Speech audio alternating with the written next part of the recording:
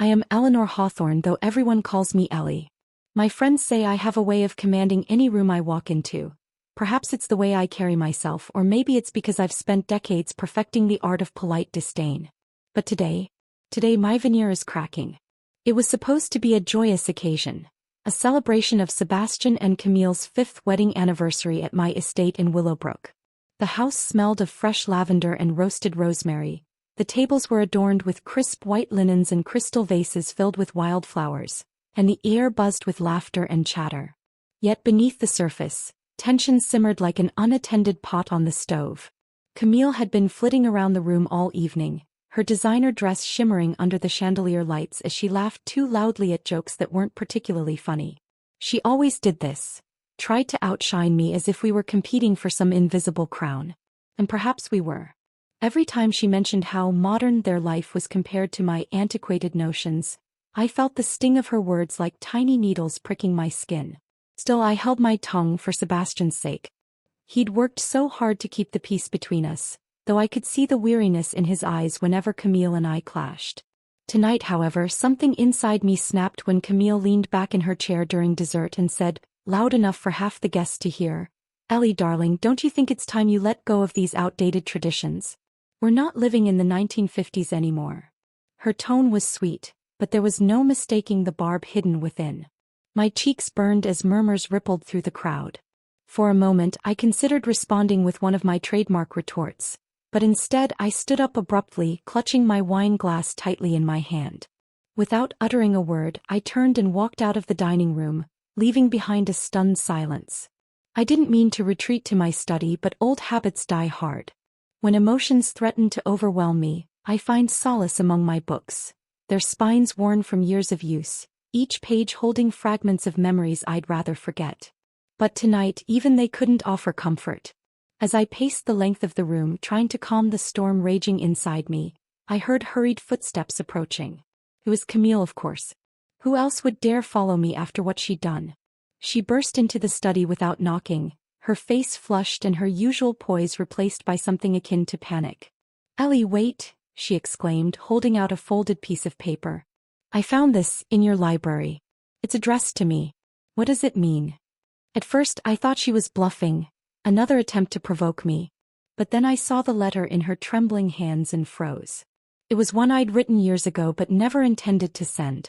Inside were truths about Sebastian's adoption, truths I'd buried deep within myself, hoping they'd never come to light.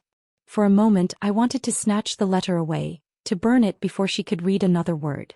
But it was too late. Her wide eyes scanned the page, growing wider with every sentence. Then she looked at me, her voice barely above a whisper. "Why didn't you tell me? Why didn't anyone tell me?" Before I could respond, she dropped the letter and fled the room, leaving me alone once again. But this time the weight of guilt pressed down on me harder than ever. Minutes later my phone buzzed incessantly on the desk. Each notification brought another message from Camille, begging me to explain. I ignored them all, stubbornly clinging to my pride. How dare she demand answers after humiliating me in front of everyone? But her persistence wore me down. By the third call I finally picked up, my voice cold and clipped. "What do you want, Camille?" "I need to talk to you," she said, her voice shaking. "Please. Just meet me tomorrow morning at the lake house. We can figure this out together." Together. The word grated against my ears. After everything she'd done, after all the years I'd kept silent for Sebastian's sake, she expected me to simply forgive and forget? Still, there was something in her tone, a vulnerability I hadn't heard before, that gave me pause. Against my better judgment, I agreed to meet her. The next morning, I packed a small bag and drove to my lakeside cottage, a place I hadn't visited in months. Nestled amidst towering pines and overlooking a serene expanse of water, it had always been my refuge, a sanctuary where I could escape the chaos of the world. As I sat on the porch, sipping tea and watching the sunlight dance across the lake, memories flooded back. Memories of raising Sebastian alone, of the sleepless nights and endless sacrifices. I remembered the day I adopted him, holding his tiny hand in mine and promising myself I'd give him the best life possible. And yet here I was, nearly 70 years old, feeling more isolated than ever. Was this what all those sacrifices had led to? A fractured family, a daughter-in-law who resented me, and a son caught in the middle? When Camille arrived later that afternoon, her car kicking up dust along the gravel driveway, I braced myself for another confrontation. But as she stepped out, her usual confidence seemed to falter. There was fear in her eyes, an emotion I wasn't used to seeing from her. We sat across from each other at the rustic wooden table inside the cottage, the letter lying between us like a ticking bomb. Neither of us spoke for several minutes. The only sound was the distant chirping of birds and the gentle lapping of waves against the shore. Finally, Camille broke the silence. "You should have told me," she said softly. "About Sebastian. About everything." "It wasn't my secret to share," I replied, my voice steady despite the turmoil inside me. "Sebastian deserved to grow up without the shadow of questions hanging over him." "But he's my husband," she countered, her voice rising slightly. "Don't you think I deserve to know who he really is? Who we are?" Her words struck a nerve. Did she truly understand what it meant to carry such a burden? To make decisions that shaped not just your own life but the lives of those you loved most? "You wouldn't understand," I muttered, avoiding her gaze. "Then help me understand," she pleaded. "Because right now I feel like I don't know anything about this family, or about you." Her honesty disarmed me. For the first time I saw glimpses of the woman beneath the polished exterior, the woman who genuinely cared about Sebastian and our family. Maybe, just maybe, there was hope for us yet. I stared at Camille, her words hanging in the air like a fragile thread. Her plea wasn't just for answers. It was for connection, for understanding. And yet part of me still resisted. How could I explain decades of pain and sacrifice to someone who had only known privilege and ease?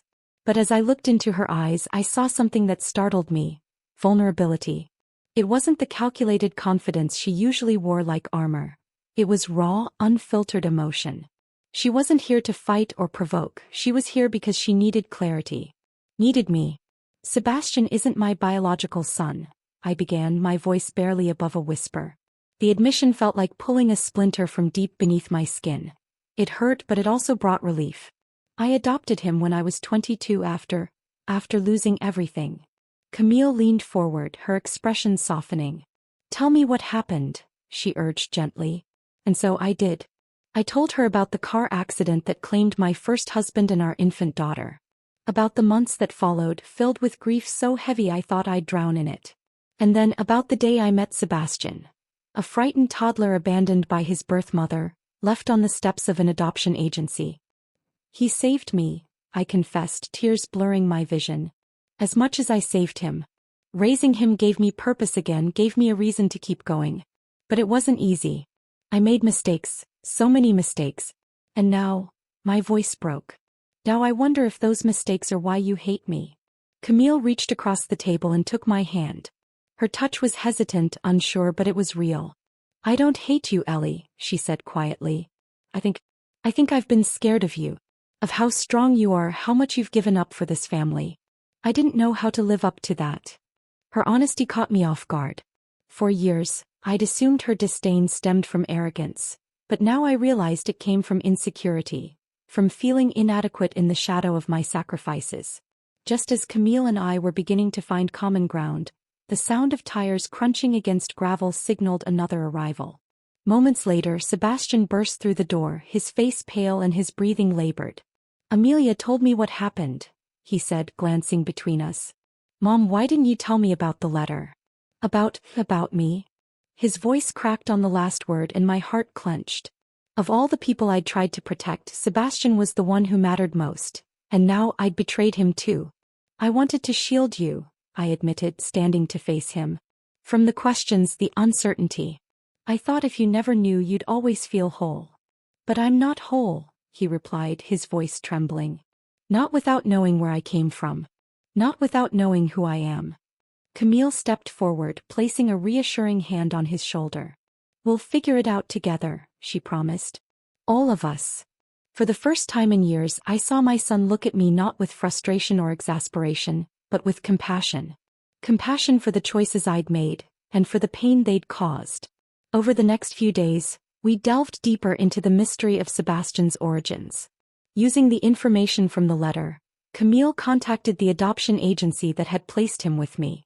To our surprise, they responded almost immediately, revealing that Sebastian's biological mother, A woman named Vivian had recently reached out to them. She wants to meet him, Camille announced one evening, her voice tinged with both excitement and apprehension. We were sitting around the fireplace in the cottage, the warmth of the flames doing little to dispel the chill of uncertainty settling over us. Sebastian frowned, his brow furrowed in thought. Why now? After all these years? They didn't say, Camille replied. But they assured us that she means no harm. She simply wants to reconnect. I watched as Sebastian wrestled with conflicting emotions, curiosity warring with fear, hope battling doubt. Finally he turned to me. What do you think, Mom? Should I meet her? The question caught me off guard. For so long I'd been the one making decisions for him, shielding him from the world. Now he was asking for my guidance, not out of obligation but out of respect. I think, I said slowly, choosing my words carefully, that you deserve to know the truth. Whatever that may be. The decision to meet Vivian hung over us like a storm cloud, casting shadows of doubt and anxiety.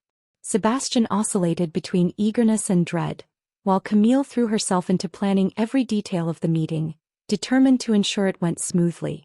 As for me, I retreated inward, grappling with feelings I couldn't quite name. One night as I sat alone on the porch, staring out at the moonlit lake, Camille joined me. She settled into the chair beside mine, wrapping a blanket around her shoulders. You're worried, she observed, her tone gentle. I'm terrified, I admitted. What if she takes him away from me? What if he decides he belongs with her instead? Camille sighed, her gaze fixed on the horizon. Ellie, no matter what happens, you'll always be his mother. You raised him, loved him, shaped him into the man he is today. No one can take that away from you. Her words brought tears to my eyes, not because they erased my fears, but because they reminded me of how far we'd come. Just weeks ago I would have dismissed such reassurance as empty platitudes. Now I believed her. The day of the meeting arrived and we drove together to a quiet cafe in town. Vivian was already there when we entered, her slender frame silhouetted against the window. She stood as we approached, her eyes locking onto Sebastian's face with an intensity that made my chest tighten. Thank you for coming, she said, her voice trembling. I've waited so long for this moment. Sebastian nodded, though his expression remained guarded. Why did you leave me? He asked bluntly, cutting straight to the heart of the matter. Vivian flinched, visibly shaken by his question. I was young, scared and alone, she explained. I thought giving you up was the best thing I could do, for you, for your future. But I've regretted it every day since. As she spoke, I saw glimpses of the girl she must have been all those years ago, lost, desperate and overwhelmed. And I realized that, in some ways, we weren't so different. Both of us had made impossible choices, driven by love and fear. By the end of the conversation, Sebastian seemed lighter, as if a weight had been lifted from his shoulders. He agreed to stay in touch with Vivian, but his loyalty remained firmly with us, with his family. As we walked back to the car, Camille slipped her arm through mine. See, she said with a smile. We're stronger than we thought. And for the first time in a long time I believed her. In the days following the meeting with Vivian, our family dynamic shifted in unexpected ways. Sebastian seemed more introspective, often retreating to his study to write or sketch, activities he used to do only when stressed. It was clear that meeting his biological mother had stirred something deep within him, though he rarely spoke about it. Camille, ever the pragmatist, encouraged him to process his emotions openly. You don't have to carry this alone, she'd remind him gently. But Sebastian wasn't ready to talk, not fully. Instead, he channeled his energy into planning a project, a documentary about adoption stories inspired by his own journey. He wanted to explore themes of identity, belonging, and forgiveness, a reflection of the questions he'd been grappling with since meeting Vivian. As for me, I found myself revisiting old memories I'd long buried. The encounter with Vivian had reignited feelings of guilt and inadequacy I thought I'd left behind decades ago.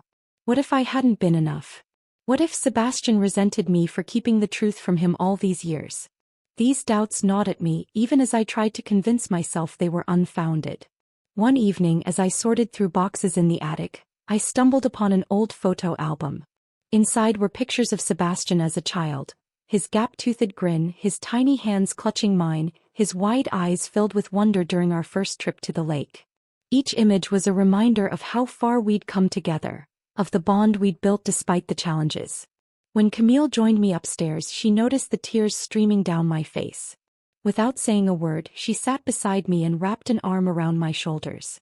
For once, I didn't push her away. Despite our progress, tensions simmered beneath the surface. One afternoon, while discussing Sebastian's documentary plans over lunch, Camille suggested involving Vivian in the project. It could add depth to the story, she argued.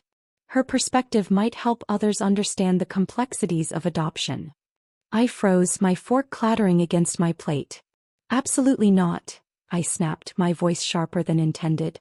This is Sebastian's story, not hers.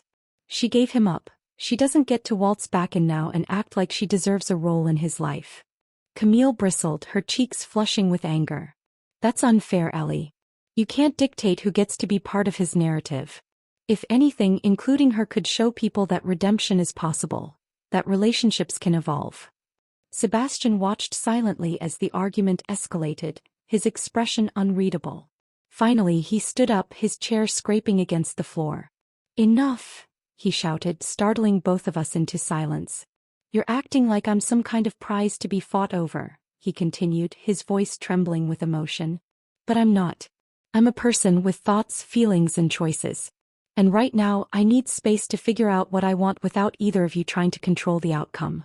With that, he stormed out of the house, leaving Camille and me staring at each other in stunned silence.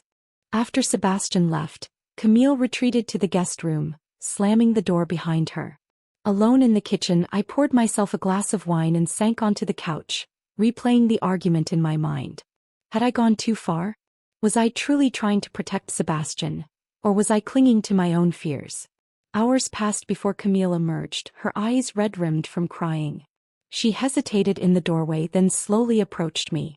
Ellie, she began softly, I know you're scared. So am I.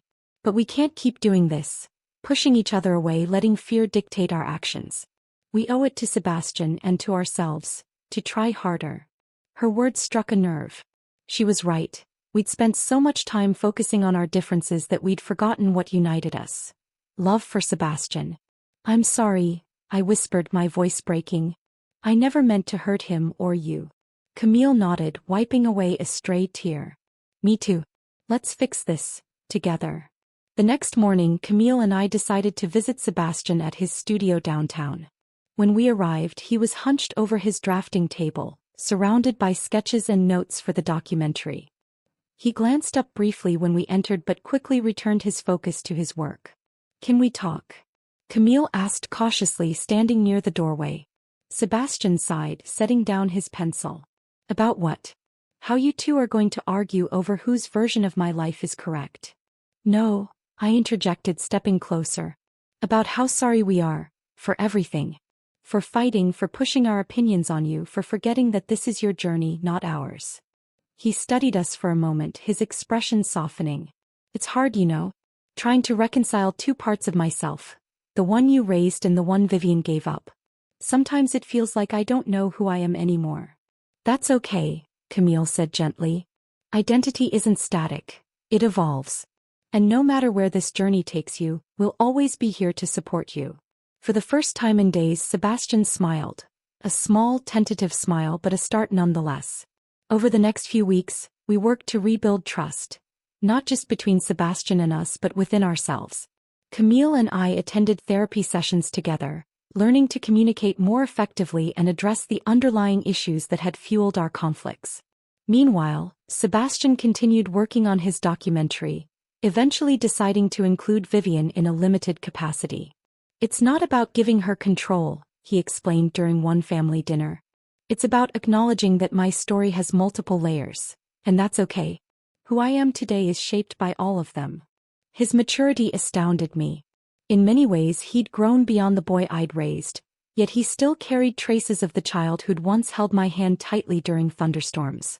As we cleared the table together, Camille caught my eye and smiled, a genuine, heartfelt smile that reminded me of how far we'd come. Months later, we gathered at a local theater for the premiere of Sebastian's documentary. The film was raw and honest, weaving together interviews with adoptees, birth parents, and adoptive families, including ours. Watching it unfold on screen, I felt a surge of pride mixed with bittersweet nostalgia. When the credits rolled, the audience erupted into applause. Sebastian stood at the front of the theater, thanking everyone for their support. Then, turning to us, he added, "Most of all, I want to thank my mom and Camille for teaching me that family isn't defined by blood, but by love and resilience." Tears blurred my vision as I clapped alongside the crowd. Beside me, Camille squeezed my hand, her touch warm and reassuring. We weren't perfect, we probably never would be. But in that moment, surrounded by the people who mattered most, I knew we were exactly where we were meant to be. The days following the premiere were a whirlwind of emotions. Sebastian's documentary received glowing reviews, with critics praising its honesty and depth. Yet, amidst the accolades, our family found ourselves reflecting on how much we'd grown, not just individually but collectively. For me, the experience was both exhilarating and humbling. Seeing my son stand confidently in front of an audience, sharing his story with such vulnerability, filled me with pride. But it also forced me to confront lingering insecurities about my role in his life. Was I still enough? Would he always see me as his mother, even after learning the truth about his origins? One evening, as we sat together on the porch of the lakeside cottage, Sebastian turned to me and said, "Mom, I need you to know something. No matter what happens, with Vivian, with this film, with anything, you'll always be my mom. You gave me everything I needed to become who I am today." His words brought tears to my eyes, and for the first time in years, I allowed myself to truly believe them. While Sebastian's journey had been transformative, Camille too was undergoing her own evolution. Inspired by the documentary, she began volunteering at a local adoption support group, offering guidance to families navigating similar challenges. It was a side of her I'd never seen before, compassionate, empathetic, and deeply committed. "You've changed," I remarked one afternoon as we sipped tea in the garden. She smiled, brushing a strand of hair behind her ear. "So have you," she replied. "Working through all of this, it's made me realize how much I still have to learn, not just about being a wife or a stepmother but about being human." Her humility caught me off guard. Gone was the sharp-tongued woman who once mocked my traditions. In her place stood someone who genuinely cared about understanding and connecting with others. "It hasn't been easy," she admitted. "But I think that's the point. Growth rarely is." I nodded, feeling a newfound respect for her, and for the resilience we'd both shown throughout this ordeal. Throughout everything, Amelia had remained a quiet observer, piecing together fragments of our fractured family history like a detective solving a mystery. Her teenage curiosity often led her to ask probing questions, forcing us to confront truths we might otherwise have avoided. One evening, as we gathered around the fireplace, she spoke up. "You guys are kind of amazing, you know that," she said, her voice tinged with admiration. "Most families would have fallen apart after everything that happened. But you didn't. You kept fighting, for each other, for love." Her observation struck a chord. In many ways, Amelia had been the glue holding us together, reminding us of the importance of forgiveness and unity. "I guess we're stronger than we thought," Sebastian joked, ruffling her hair. "Yeah," Amelia agreed, grinning. "And don't forget, I'm the one who found that letter in the first place. So technically I saved the day." We all laughed, the sound filling the room with warmth and light. For the first time in years, it felt like we were truly whole again. As Sebastian continued working on projects related to adoption advocacy, Vivian became a semi-regular presence in our lives. While I initially struggled with her involvement, I eventually came to appreciate her sincerity and regret.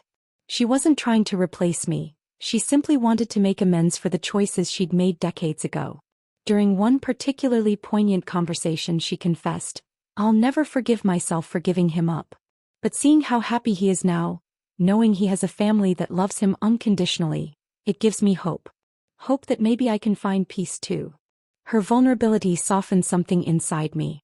Perhaps forgiveness wasn't about forgetting the past, it was about choosing to move forward, together. With the holidays approaching, Camille suggested hosting a combined celebration at the estate, a blend of old traditions and new ideas. At first, I balked at the idea, reluctant to let go of the rituals I'd cherished for so long. But then I realized, traditions aren't meant to remain static, they're meant to grow and adapt, just like families. On Christmas Eve, the house buzzed with laughter and music as we exchanged gifts, shared stories, and embraced the quirks that made us unique. Camille led a karaoke session that left us all in stitches, while Sebastian recounted hilarious anecdotes from filming his documentary. Even Vivian joined us via video call, her smile lighting up the screen. As midnight approached, we gathered around the tree to sing carols, a tradition I'd insisted on keeping. But this year, Camille added a twist. She handed out lyric sheets rewritten with personalized verses about our family's journey over the past year.